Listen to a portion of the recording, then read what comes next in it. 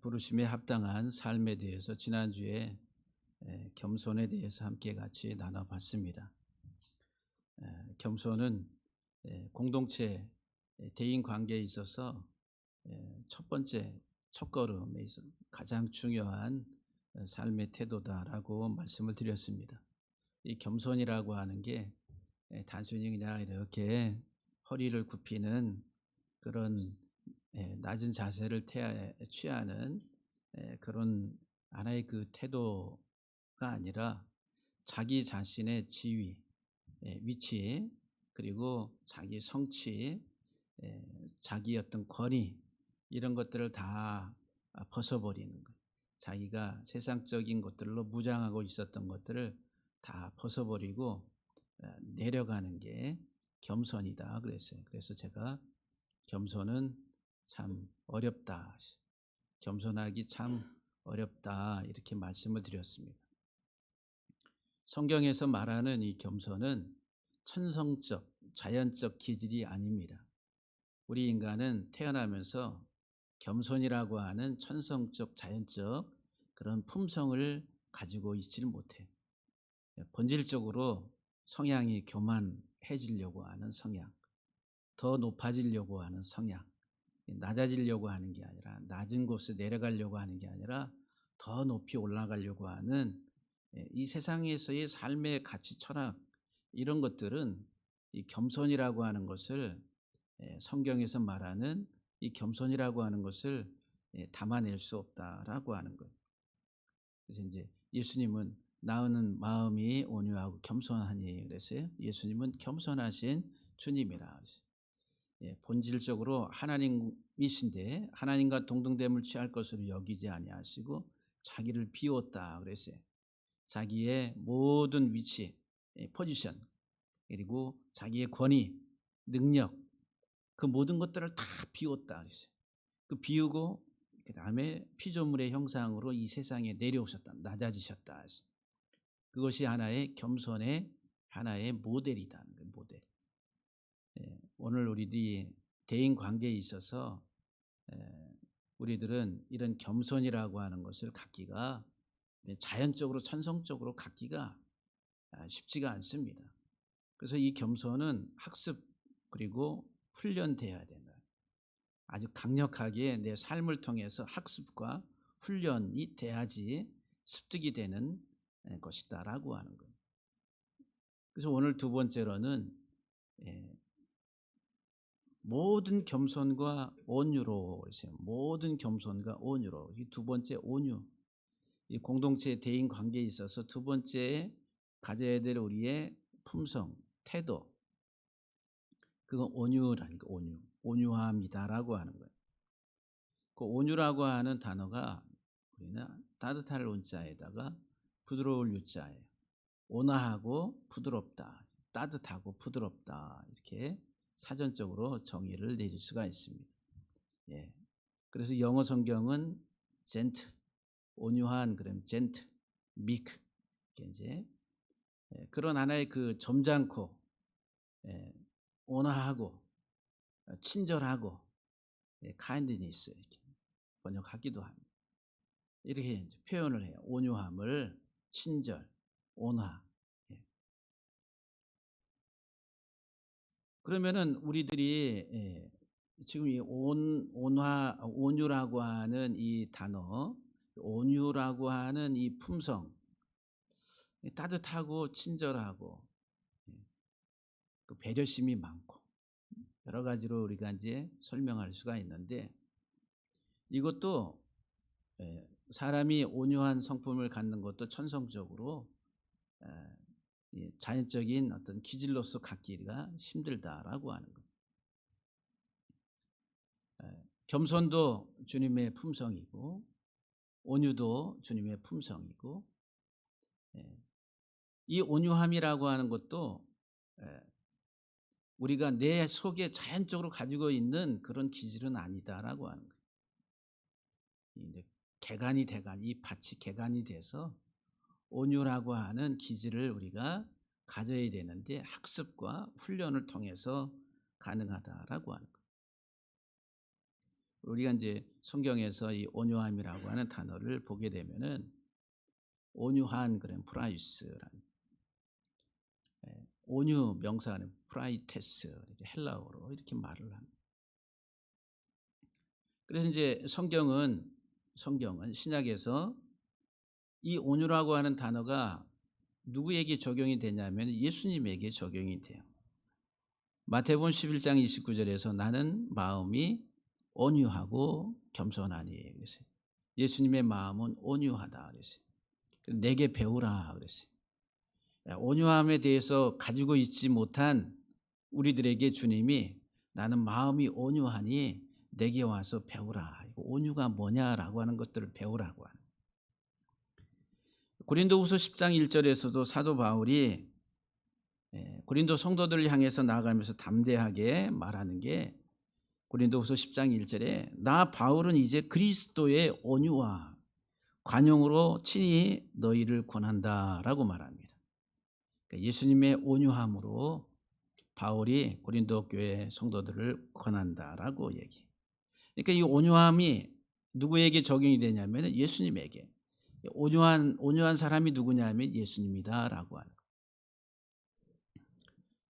거예요. 예수님의 성품이 온유함이라. 온유함.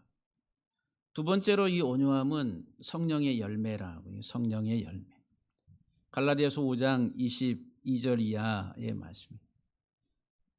오직 성령의 열매는 사랑과 희락과 화평과 오래 참음과 자비와 양성과 충성 그리고 온유와 절제라. 그래서 8번째 성령의 열매 가운데 9가지 열매 중에서 8번째 온유가 나옵니다. 그러니까 성령에 의해서 우리가 맺게 되는 열매란 내 삶의 열매. 그러니까 이 온유함이라고 하는 이것은 자연적으로 우리 속에 성경이 말하는 온유함이라고 하는 이 기질, 성품은 우리가 갖고 있지를 못하다. 우리는 성령을 통해서 우리 속에 열매 맺게 된다. 그래서 이제 신약에서는 예수 그리스도의 성품이 온유함이고 성령의 열매가 온유함이고 그래서 이제 구원받은 성도들이 가져야 될 성품이 온유다라고 이렇게 말씀하는 거예요. 그래서 오늘 본문에서 4장 2절에 모든 겸손과 온유로 하고, 그러니까 모든 겸손과 온유로 서로 성도들을 용납하고 대인 관계에 있어서 온유함의 기질을 나타내라고 하는 거예요. 골로새서 3장 12절 말씀에서도 그러므로 너희는 하나님이 택하사 거룩하고 사랑받는 자처럼 긍휼과 자비와 겸손과 온유와 오래 참음을 옷 입으라 그랬어요. 그러니까 이제 구원받은 우리들이 하나님이 택하시고 하나님이 사랑하신 우리가 그 하나님의 사랑을 받고 있는 하나님의 자녀들은 이제 어떠한 기질 성품을 가지고 있어야 되냐 하면은 긍휼과 자비와 겸손과 온유, 오래 참음 이것을 옷 입으라 그랬어요. 우리의 삶을 통해서 나타내야 될 것들이다라고 하는 거예요. 디모데전서 6장 11절에서도 오직 너 하나님의 사람아 이것들을 피하고 오직 경건과 의와 믿음과 사랑과 인내와 온유를 따르라 그랬어요. 온유. 디도서 3장 2절 말씀에서도 범사의 온유함을 모든 사람에게 나타낼 것을 기억하게 하라. 서로 비방하지 말고 다투지 말고 관용하면서 모든 사람에게 온유함을 나타낼 것을 기억하라고 이렇게 말씀합니다.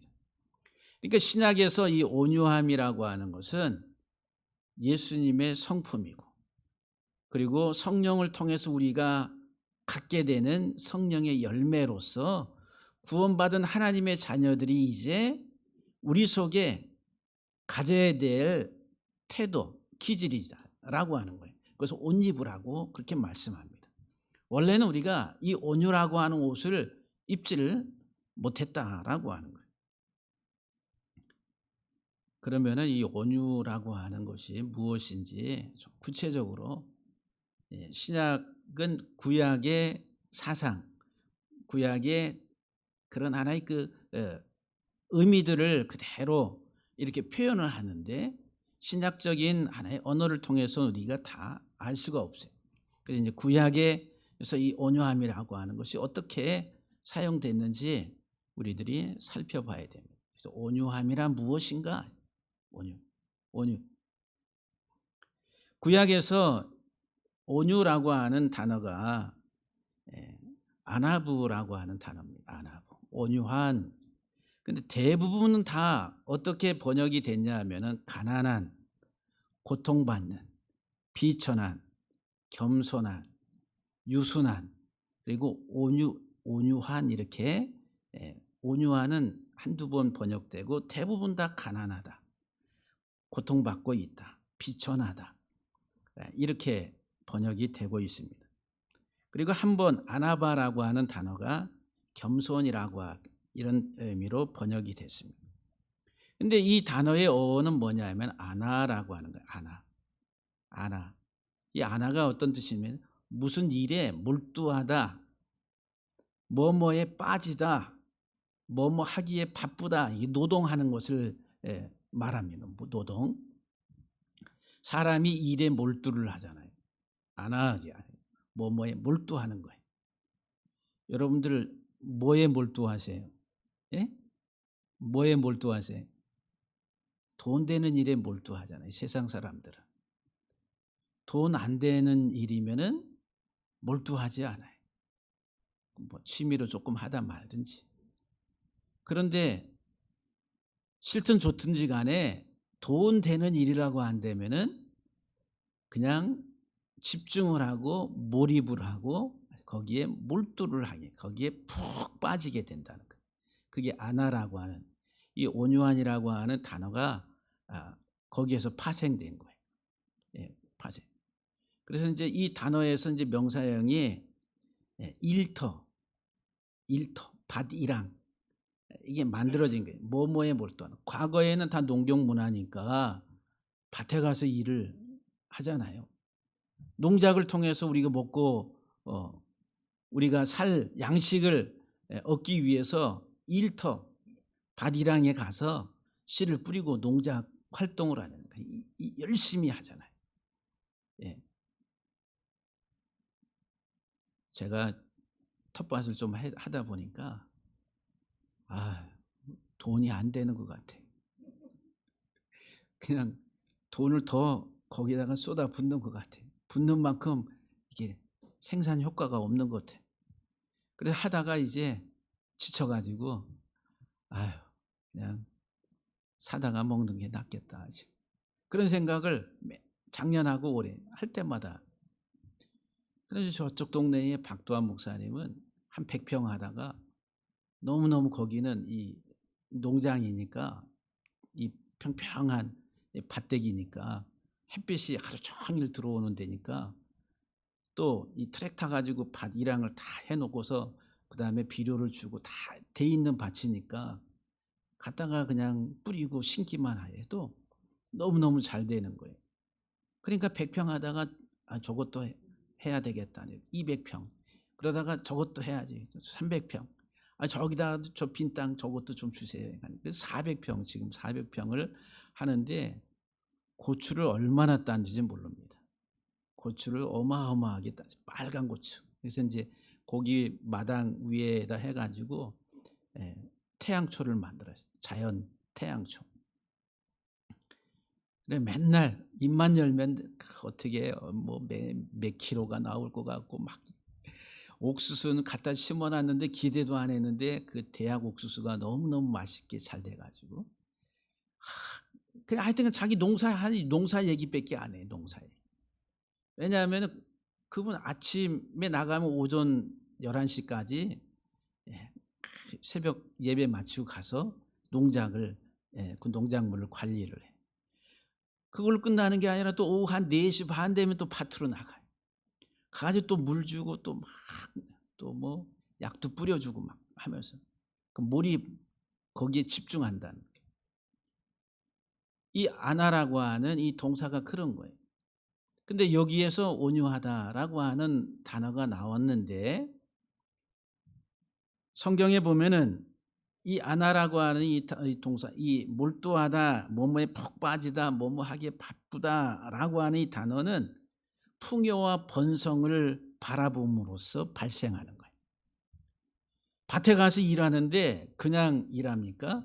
내가 이 밭에서 일하면은 풍성한 먹을 것이 생기겠구나라고 하는, 그래서 아나라고 하는 동사 속에는 그 그림을 그리면은 풍요와 번성이라고 하는 것을 바라보는 광경이에요. 그러니까 이 일에 푹 빠지는 거예요. 전도서 1장 13절을 보면은 마음을 다하며 지혜를 써서 하늘 아래에서 행하는 모든 일을 연구하며 살핀즉, 하늘 아래에서 하는 모든 일을 다 살폈는데 이는 괴로운 것이니 그랬어요. 이게 아나예요. 하나님이 인생들에게 주사 수고하게 하신 것이라. 이게 아나예요. 그러니까 이 세상에 태어난 인생은 다 이 땅에 하늘 아래에서 하는 모든 일들 가운데 풍요와 번성을 바라보면서 거기 수고를 한다는 거예요. 그런데 그것이 괴로운 것이다라고 전도서 3장 10절에서도 하나님이 인생들에게 노고를 주사하신, 노고가 이 아나라고 하는 동사, 애쓰게 하신 것을 내가 보았노라. 애쓰다 이 말이 집중하고 거기에 푹 빠지고 그 노동이라는 노동, 그것을 내가 보았노라. 근데 전도서에서는 이 모든 인간의 이 땅에서 일들이 헛되고 헛되고 헛되도다라고 그렇게 고백합니다. 솔로몬이. 저도 우리 장로님들 어르신들이 계시는데 저도 이제 이렇게 시간이 흐르고 나이가 60대를 넘어가 중반이 되고 하니까 뒤돌아보면은 한 줌의 흙으로 사라질 인생이구나. 남는 건 쟤밖에 없겠구나라고 하는 그 많은 수고와 애씀과 이 모든 것들이 아무것도 아니겠구나라고 하는 생각들이 이제는 더 아주 강력하게 밀려옵니다. 이거 전도서를 보면은 더 강력하게 공감이 되는 거예요. 근데 이런 수고, 이 하늘 아래에서 하는 모든 수고, 모든 일에 대한 그 수고가 아나란 집중하는. 그래서 시편 107편 17절에 보면 미련한 자들은 그들의 죄악의 길을 따르고 그들의 악을 범하기 때문에 고난을 받아. 이 고난을 받는다 이 말이 아나라고 하는 동사. 죄악을 따르고 악을 범하기 때문에 결국 고난이라는 거, 그 삶 자체가. 그러니까 일반적으로 보편적인 이제 이 노동이라는 그 그림으로 풍요와 번성을 바라보면서 일한다. 우리 직장을 갖는 게 왜 직장을 구하고 거기서 일을 해요? 돈을 벌려고. 그것을 통해서 좀 더 풍성하고 풍요롭게 살려고. 그래서 내가 좋든 싫든지 간에 거기서 일하는 거예요. 하루에 8시간 노동을 하든지 또는 특근을 해서 좀 더 하든지, 주말인데 쉬지 않고 가서 일을 해가지고 내가 좀 더 풍성한 것들을 얻기 위해서 그런 선택을 한다는 것. 그게 이 아나라고 하는 동사. 두 번째, 이 개념 속에 이 아나라고 하는 단어 속에는 괴롭히다, 학대하다, 압제하다, 천하게 하다, 가난하게 하다, 이게 강조형이 되면은, 강조형 또는 사역형이 되면은 지금 그냥 어떤 풍요를 향해서 내가 번성을 위해서 먹을 거를 위해서 돈이 되는 일에 내가 몰두를 하는데 그게 강조형이 돼요. 그럼 그 더 강력하게 거기에 더 몰두하게 한다는 거예요. 그게 이제 압제하고 압박하고 그 다음에 가난하게 만든다라고 하는 이제 사역을 시키는 거예요. 사역형이 되면은 그 일을 그렇게 시킨다는 거죠. 그래서 바로가 누구를 그렇게 학대했습니까? 이 학대하다, 아나가 학대하다.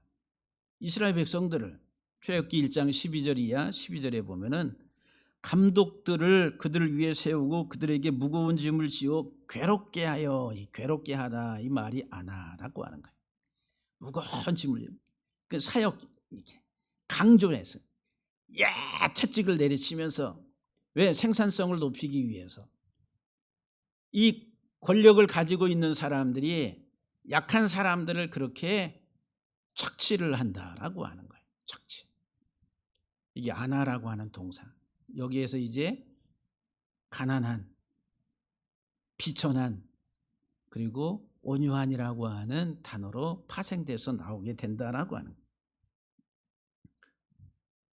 힘 있는 사람들이 풍요와 번성을 더 자기 것들로 만들기 위해서 탐욕적인 눈을 가지고 약한 사람들을 압제하는 것. 이게 아나라고 하는. 아나. 그러면 이런 압제를 받는 사람들은 어떻게 되겠어요? 가난할 수밖에. 자기가 일한 만큼의 대가를 받는 게 아니라 다 가져가는 거예요. 그래서 탈북민들이 와서 자기들의 그 과거의 삶을 보니까 완전히 노예로 살았다는 거예요.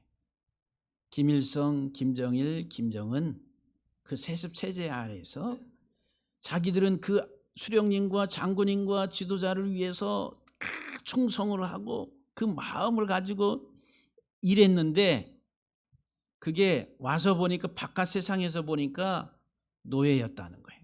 착취를 당했다는 거예요. 착취. 막 선전 가요를 틀어놓고서 막 고조시키면서 노동 현장에서 일을 하게 합니다. 바로가 이스라엘 백성들을 그렇게 압제한. 근데 이스라엘 백성들이 그렇게 학대를 받았다라고 하는 거예요. 그래서 이제 이스라엘 백성들은 가난한 자의 하나의 그 대표성을 띠는 것과 같은 그런 성격을 가지고 있다라고 하는 거예요.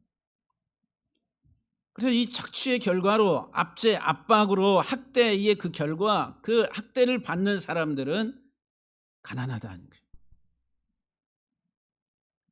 이게 이제 이 단어가 우리에게 주는 이 세상의 물리적 현상에 대한 설명입니다. 그런데 하나님이 온유하시다 이래요. 하나님이 온유하시다 할 때 이 아나라를 가지고 설명을 해. 하나님은 온유하시다. 그럼 하나님이 그러면 그렇게 풍요와 번성을 가지고 얻기 위해서 하나님이 하나님의 택한 자녀들 백성들을 그렇게 압제하고 압박하고 학대하는 그런 하나님이신가요? 근데 같은 단어인데 하나님에게 사용될 때는 이게 온유다라고 말을 해요. 이해가 잘 안 되시죠? 그러니까 문자적인 그 표면적 그것을 가지고 이 단어를 설명할 때는 이렇게 풍요와 번성을 바라보면서 그것을 탐욕적으로 더 얻기 위해서 몰입을 하고 그리고 사역을 시킬 때 학대를 하게 된다. 착취를 하게 된다. 그런데 영적인 의미로 이 단어 속에는 어떤 의미가 있냐면은 생명을 바라본다는 거예요. 눈이라고 하는 게 생명이라는 생명. 눈이 생명을 바라보는. 우리는 이 세상에 하나님이 일이라고 하는 것을 통해서 단순히 눈에 보이는 현상에 먹을 것을 위한 일이 아니라 하나님이 우리에게 말씀하시고자 하시는 것은 먹고 사는 육적인 것이 전부가 아니다라고 하는 깨닫게 하시려고 그 이면에 영원한 생명을 감춰두셨다라고 하는 거예요. 그러니까 영원한 생명을 바라보게 하는 그게 이제 하나님이 우리를 다루십니다라고 하는 거예요.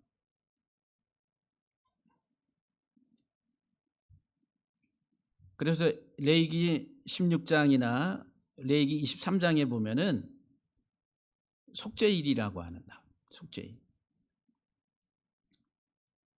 그 속죄일이 있는데 10일 동안 속죄일이 일어나기 전에 10일 동안 몸을 괴롭게 하라. 이렇게 괴롭게 하다 이 말이 아나라고 하는 거예요. 우리의 육체를 금식을 하라는 거예요. 금식. 먹을 것을 중단하고 몸을 괴롭게 하면서 속죄일, 대속죄일 하나님이 1년에 한 차례 대제사장을 통해서 이스라엘 백성의 죄를 국가적 죄를 사하는 대속죄일을 준비하는데 온 백성들에게 10일 동안 몸을 괴롭게 하라고, 금식하라고 그렇게 먹을 것을 중단하라. 그 괴롭게 하다 이 단어가 안하라. 왜 육적인 우리의 필요 양식을 중단을 하라고 하는 거예요? 영원한 생명을 보라는 거예요. 단순히 우리가 이 세상에 사는 목적은 먹고 입고 사는 육적 필요를 채우기 위해서 살아가는 것이 아니라 영원한 가치가 있다는 거예요. 영원한 생명이 있다는 거예요. 매일매일 먹는 우리의 생활 속에, 의식주 생활 속에서 우리들은 하늘나라의 천국의 삶의 모습들을 그려야 되는데 그것을 망각하고 눈에 보이는 현상에 이 땅의 삶에만 몰두하고 살아간다. 그래서 하나님께서 속죄일을, 절기를 말씀하시면서 10일 동안 괴롭게 하라. 그리고 신명기 8장 2절 이하의 말씀을 보게 되면은 내 하나님 여호와께서 이 40년 동안 내게 광야길을 걷게 하신 것을 기억하라. 이스라엘 백성들이 애굽에서 나와가지고 광야에서 몇 년을 걸었어요? 40년을 걸었다 그랬어요. 광야에서 40년을 걸었어요. 그 광야 40년이 배불렀어요? 애굽에서의 삶이 배불렀어요? 애굽에서의 삶이 배불렀어요. 고깃가마에서 그래도 고기도 먹고 오이도 먹고 파도 먹고 양파도 먹고 그래도 먹는 거 그래도 잘 먹었다는 거예요. 왜냐하면 바로가 노동 일을 시키려면은 잘 먹여야지 그래도. 그러니까 이스라엘 백성들이 광야에 와가지고 40년 동안 뺑뺑 돌면서 다시 과거 애굽의 삶을, 육적인 배부름의 애굽의 삶을 돌이키는 거예요.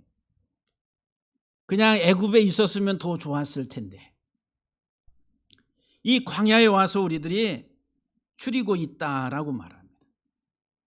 그래서 신명기 8장 2절 이하의 말씀 속에서 내 하나님 여호와께서 이 40년 동안에 내게 광야길을 걷게 하신 것을 너희는 기억하라. 이는 너를 낮추시며 그랬어요. 여기 낮추다 이 말이 안하예요. 안하. 낮추다라고 번역을 했어요. 하나님이 너희를 압제하셨다는 거예요. 예? 그 압제하다 그러니까 하나님이 폭군처럼 비춰질까 봐 너희를 낮추시며 이렇게 부드럽게 번역을 해놨어요. 하나님이 너희를 광야에서 먹을 것 이런 것들을 가지고서 압제, 바로가 애굽에서 이스라엘 백성들을 종 삼아가지고 막 성을 쌓고 하는 일들 가운데 이 국고성, 이 그 비축하는 아니 그 창고와 같은 그 성을 쌓는데 이스라엘 백성들을 동원을 해가지고 학대하고 압제를 했단 말이에요.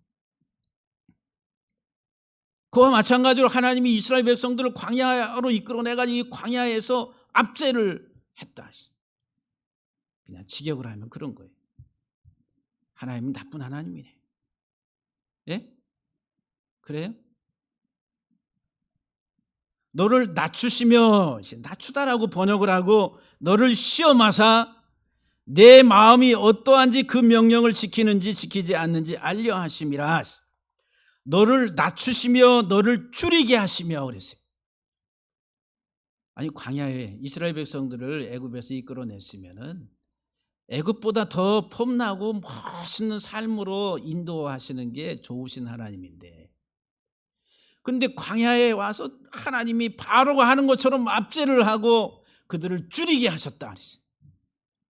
이해가 돼요, 안 돼요? 이해가 안 되는 거예요. 그러니까 이스라엘 백성들이 원망하고 불평하고 난리를 치는 겁니다. 그냥 내가 사는, 우리가 사는 이 현상세계 물질에만 관심이 있으니까 영원한 생명의 가치를 보질 못하니까 애굽보다 못하네. 우리 삶이 왜 이래? 원망, 그리고 모세를 대적하게 돼. 너를 낮추시며 너를 줄이게 하시며 또 너도 알지 못하며 내 조상들도 알지 못하던 만나를 내게 먹이신 것은 그랬어요. 줄이게 하시면서 뭐를 먹이셨어요? 만나를 먹이셨다 그랬어요. 40년 동안. 과자 같은 과자. 과자 쉽게 설명하면은 팝콘이라고 해야 될까? 어떻게 해야 될지 모르겠네. 이 만나를 내게 먹이신 것은 사람이 떡으로만 살 것이 아니라 여호와 입에서 나오는 모든 말씀으로 사는 줄을 내게 알게 하려 하심이라. 영원한 생명에 대해서 육적인 삶을 하나님이 쪼이시는 거예요. 너희가 그렇게 배고프면 육적인 필요를 찾지. 이 세상에서 살아가는데 너희의 물질적 필요가 얼마나 중요한지 알지. 그런데 너희는 그것밖에 몰라. 진짜 너희에게 있어야 될 것이 무엇인지 그게 뭔지를 아느냐. 그게 하나님이라는 게 하나님 말씀이라는 거예요. 그런데 광야로 이끌어내가지고 광야 40년 동안 그들을 낮추시고 그리고 그들을 줄이게 하시고 달랑 만나를 주신 만나. 그러면서 그들에게 하나님께서는 알게 하시기 원하시는 것은 사람이 떡으로만 사는 게 아니라 여호와 하나님의 입에서 나온 모든 말씀으로 사는 줄을 너희로 알게 하려 하심이라. 내 조상들도 알지 못하던 만나를 광야에서 내게 먹이셨나니 이는 다 너를 낮추시며 아나라. 너를 시험하사 마침내 내게 복을 주려 하심이라. 그게 온유하신 하나님. 우리가 이 단어를 가지고 그렇게 좋게 우리가 표현하면 하나님 우리에게 마침내 우리에게 복을 주려 하심이라. 온유하신 하나님, 그분은 누구시냐 하면은 뭐가 온유인가라고 하는 것에 대해서 지금 여러분들에게 좀 설명을 드리려고 하는 거예요. 구체적으로. 예수님이 이 세상에 오시기 전에 메시아에 대한 예수님의 탄생에 대한 예언을 이사야 선지자가 합니다. 이사야 53장 4절 7절 말씀. 그는 실로 우리의 질고를 지고 우리의 슬픔을 당하였거늘 우리는 생각하기를 그는 징벌을 받아 하나님에게 맞으며 고난을 당한다 하였다. 이 고난을 당한다 이 말이 아나라고 하는 거예요. 그러니까 이 사람들이 예수님이 십자가에 달리셨는데 하나님께로부터 죄 때문에 저 사람이 지금 학대, 압제를 받고 있다라고 이렇게 사람들이 생각했다라고 하는 거예요. 실상은 우리의 죄 때문에 고난을 당하고 계시는데 이 세상의 사람들은 그 예수 그리스도의 대속의 구속의 은혜를 깨닫지를 못하니까 그냥 십자가의 형틀에서 죽임당하는 한 사람 예수만 보는 거예요. 그래서 하나님에게 매를 맞고 고난을 당한다. 그러면서 7절에서 그가 곤욕을 당하여 괴로울 때도 그랬어요. 이 괴로울 때 이 말이 아나라고 하는 거예요. 육적으로 이 괴로울 때에도 그의 입을 열지 아니하였으며 마치 도수장으로 끌려가는 어린 양과 털 깎는 자 앞에서 잠잠한 양같이 그의 입을 열지 아니하였다라고 말합니다. 그래서 예수님이 나는 마음이 온유하다라고 할 때 그 말씀은 지금 이 예수 그리스도의 십자가의 고난, 죽음을 배경에 두고 깔고서 말씀하는 것이다라고 하는 거예요. 그래서 이제 성경에서 말하는 온유함이라고 하는 것은 온유함. 첫 번째로 온유함은 압박당하는 가난한 자들의 부르짖는 소리를 듣는 것이다 라고 하는 거예요. 그래서 하나님은 가난한 자의 하나님이라 그래요. 가난한 자. 그래서 이 가난한 자가 이 아나에서 파생된 거예요. 아나. 고아와 과부와 이방인, 객들, 이 가난한 자. 그래서 예수님이 누구에게 오셨어요? 이 가난한 자들에게. 세상에 압박과 착취와 학대받는 모든 경제권을 다 박탈당한 그들을 위해서 오셨다라고 성경은 말해요. 그 가난한 자들에게 복음을 전하려고. 이 가난한 자들은 뭐 때문에 이렇게 신음소리를 내고 부르짖습니까? 예. 물질적인 그 압박으로 인해 가지고 고통을 받는 그 신음소리를, 그게 아나라고 하는 동사 속에 그 표현이 나온 거예요. 나 그러면은 신음하다, 예, 슬퍼하다. 아인 앞에 누는 그 신음과 슬픔을 드러내는 거예요. 압박을 당하니까 그 착취를 당하는 사람들은, 경제적 약자들은 신음을 하는 거예요. 시편 9편 12절에 보면 피 흘림을 신문하는 이가 그들을 기억하시며 가난한 자의 부르짖음을 잊지 아니하시는도다라고, 하나님은 가난한 자들의 부르짖음을 잊지 아니하신다 그랬어요. 시편 2절에서도 여호와여 일어나옵소서, 하나님이여 손을 드옵소서, 가난한 자들을 잊지 마옵소서. 그러면 정말 하나님이 단순히 물질적 가난한 자들을, 그들을 물질적 필요를 채우기 위한 하나님으로만 오시느냐면 그게 아니다라고 하는 거예요. 이 가난한 자들의 이 부르짖음은 영원한 생명을 바라보면서 하나님 앞에 부르짖는 거예요. 진짜 참 생명을, 하늘나라의 풍성한 삶을 바라보면서 부르짖는 거예요. 그래서 팔복이 나오는 거예요. 심령이 가난한 자가 복이 있다. 애통하는 자가 복이 있다. 온유한 자가 복이 있다. 이 온유함은 가난한 자들의 자리로 내려가서 그들을 이해하며 함께하는 거예요. 그들이 무엇 때문에 지금 이렇게 신음하며 부르짖고 있는가, 그것을 알려고 그 가난한 자들과 함께하는 그 자리, 그곳으로 내려가는 거예요.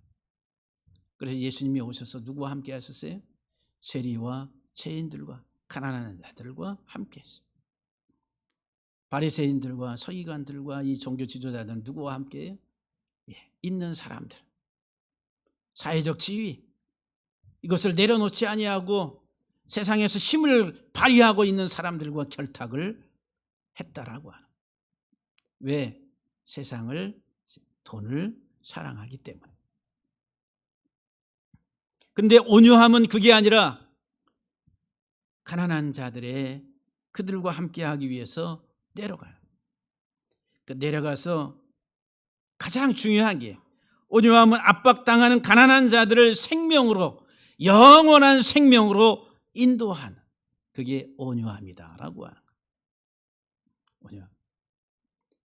그래서 예수 그리스도는 우리를 영원한 생명으로 인도하시고 생명의 문이 되시고 생명의 길이 되시고,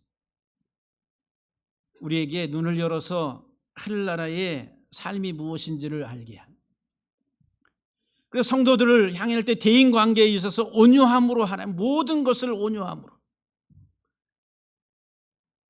저 사람의 약함과 연약함 속에서 살아가는 그 삶의 고난과 고통 속에서 그들의 필요를 채워줄 뿐만 아니라 진짜 하나님이 원하시는 것은 영원한 생명의 눈을 열어서 하늘나라의 그 삶을 살아가도록 관계 속에서 그 역할을 하라는 거예요.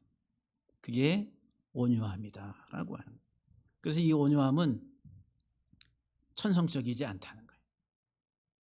겸손도 천성적이지 않은, 자연적인 우리의 품성 속에 있는 게 아니라, 이건 자연적인 우리의 품성의 모든 것들을 다 내려놓고 우리들은 더 낮은 곳으로 가야 돼. 그게 겸손과 온유라고 하는 품성 속에서 우리에게 보여줍니다. 그것을 통해서 영원한 생명으로 인도한. 제가 한자를 온유라고 하는 한자를 사전에서 찾아봤어요. 따뜻할 온자, 부드러울 유자. 그래서 이 따뜻할 온자를 보니까 고대 각골 문자에 이렇게 밑에는 이렇게 그릇 명자가 있어요. 그릇이 있고 위에는 사람이 갇혀 있는 가둘 숫자가 들어 있어요. 그래서 이 그릇이 뭐냐 하면은 목욕 욕조 통이라니까, 뜨끈뜨끈은 그 안에 욕조 통 속에 사람이 그 속에 들어가 있다. 이렇게. 그래서 따뜻할 온자라 이렇게 설명을 합니다. 나중에 옆에다 물수자를 붙여가지고 그러니까 사람을 따뜻하게 해준다는 거예요. 그리고 또 어떤 해석이 있냐면은 이 그런 명자에 사람이 이렇게 가둬져 있는 가둘 숫자가 있어요. 그것은 그 사람이 먹고 배부르게 하는 것이다.